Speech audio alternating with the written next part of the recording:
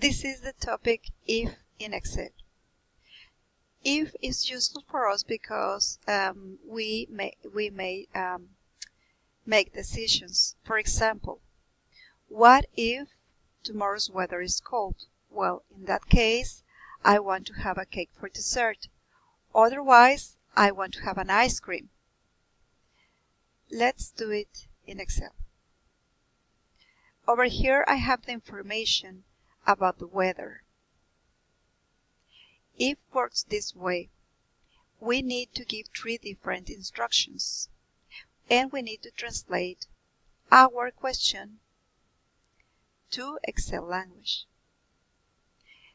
The first instruction is about posing the logical test or question, and we need to specify 3 things. The first one is the cell containing the information, in this case about the weather.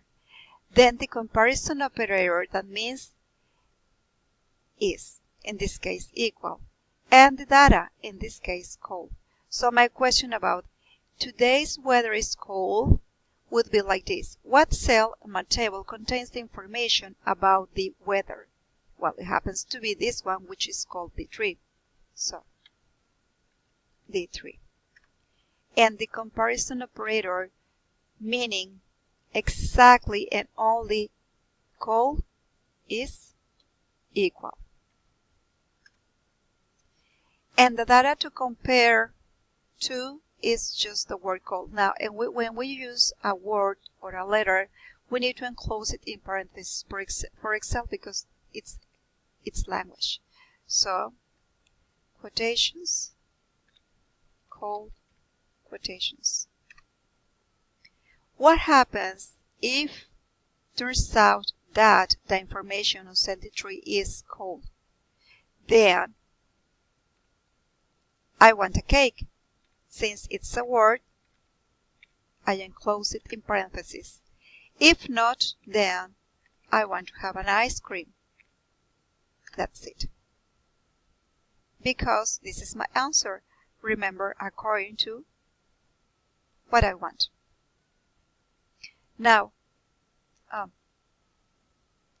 how do we do it here? Well, we start just as with any other function, equal if, parentheses, fx, so we get Excel's help. Now, logical test or question, and always starting with the cell containing the information, which is D3, so I click on D3.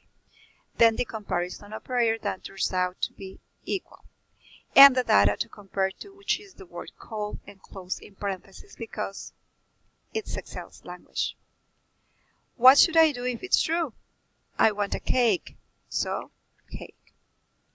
And if it's not true, if it's false, then I want an ice cream. Okay. What happens when I drag it down? It compares each one of them to the question. So when it's cold, I'm having a cake. And when it's hot, I'm having an ice cream, which is the false. Now remember that we may use on if either text, numbers, cells, formulas, functions, and the trick of quotation if we want to simulate a blank cell or an empty cell.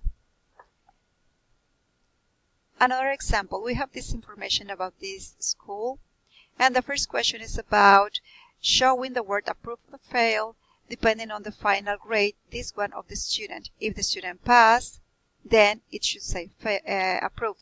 If the student didn't pass, then it should say failed. And the passing grade is 70. We start equal if parentheses dialog box. So the logical test will be the cell containing the final grade, which is I-34. Now, the comparison operator that express passing grade. So it should be greater than or equal to the data for a passing grade, which is 70.